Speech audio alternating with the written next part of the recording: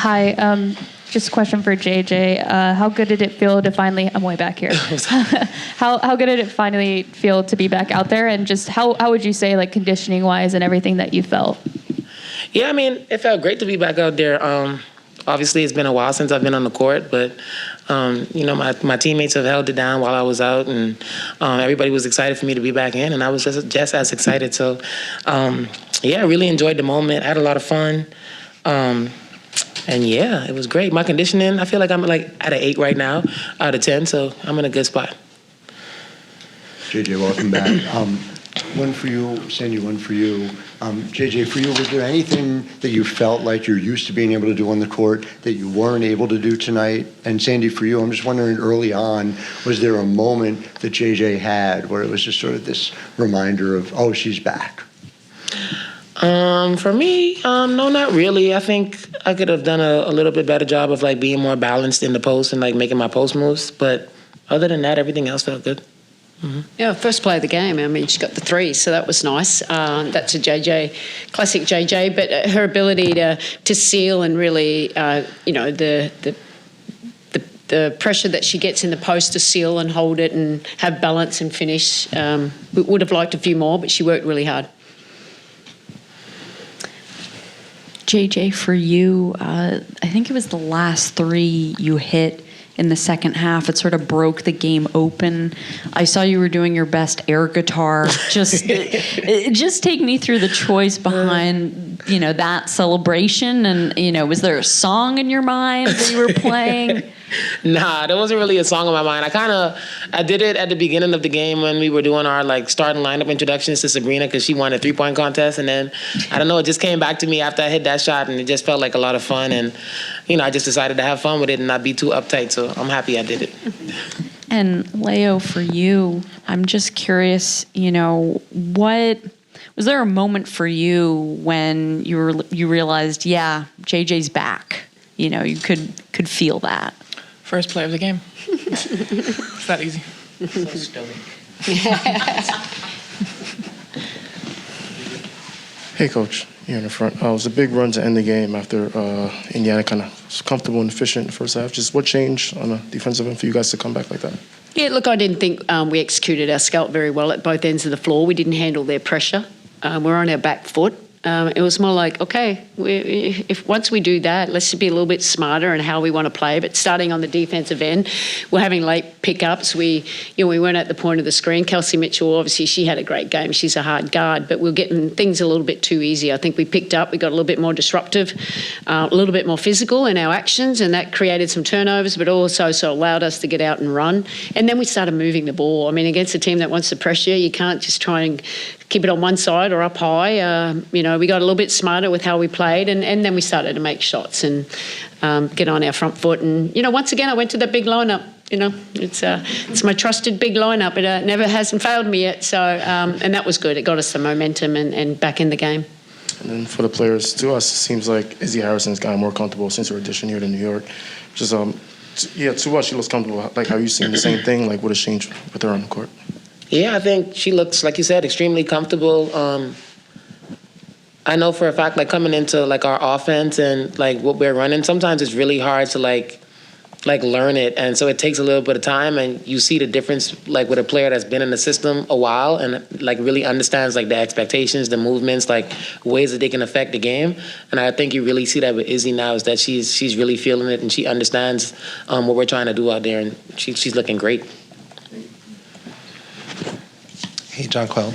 Over her last 4 games, Leo is now averaging 15.8 points per game on 70% shooting. Love the stats. Statman Miles. What have you seen from Leo's, especially offensive aggressiveness, these last couple of games?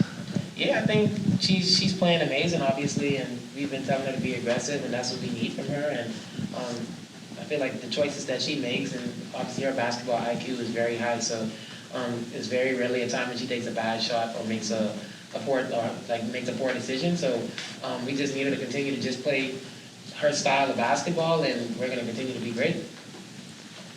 Hey, I also had a question for JJ. Sabrina hits a 3 to kind of cap a big run and emotes down the court, and you kind of embrace her. I just wanted to ask, when did you realize, maybe it was before you joined the team, just how competitive she is and in those moments, and how big a part of that competitiveness is a part of like her, her game and just her personality on the court? I mean, I think I've known that she's a competitor, like with all the stuff that she's done in college, and obviously you have to be a competitor to be able to, be such an elite collegiate athlete. And she came into the league with a lot of expectations, and she's grown and she stepped into all of that, and she's really realizing her potential. So, I mean, getting on the team with her, I saw it firsthand.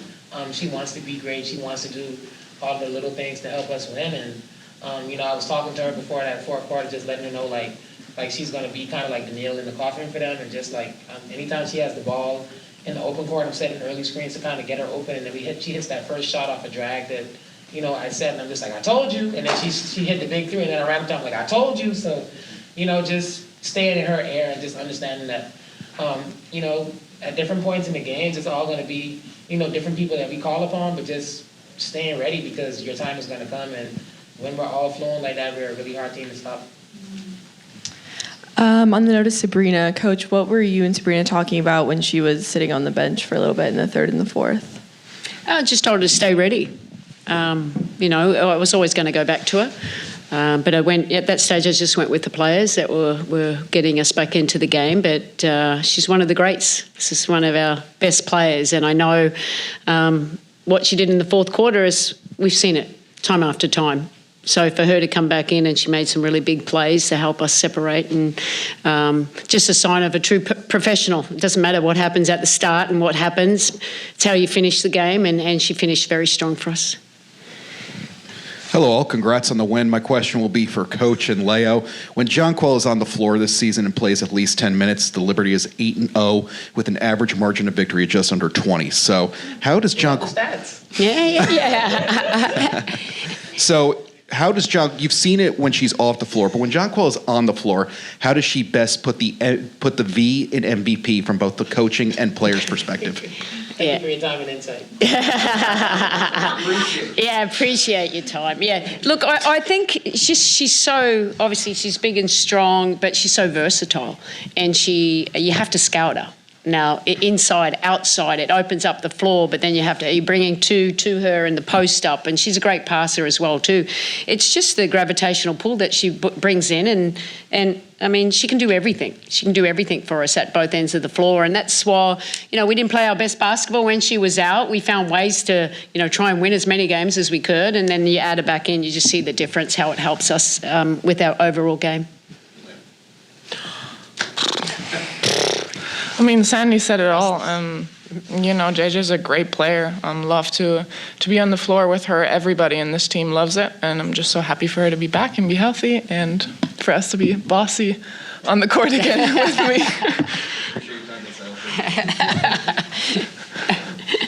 Hi, everybody. This one's for Sandy.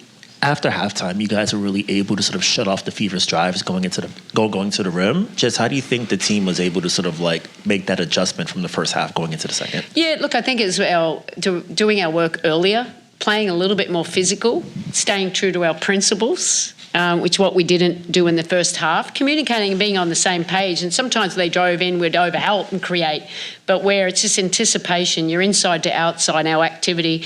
I thought Stewie was great as a roamer. There as well, but they were reading off each other, and that's when we're at our best. We can't rely on our offense. We have to rely on our defense to create our offense, and that's when we're at our best. We'll finish on Zoom with Sasha. Sasha. JJ, I got two questions for you. Right. First question, did you get that crab and rice when you came home? Sure did. It was amazing, too. I had 2 plates.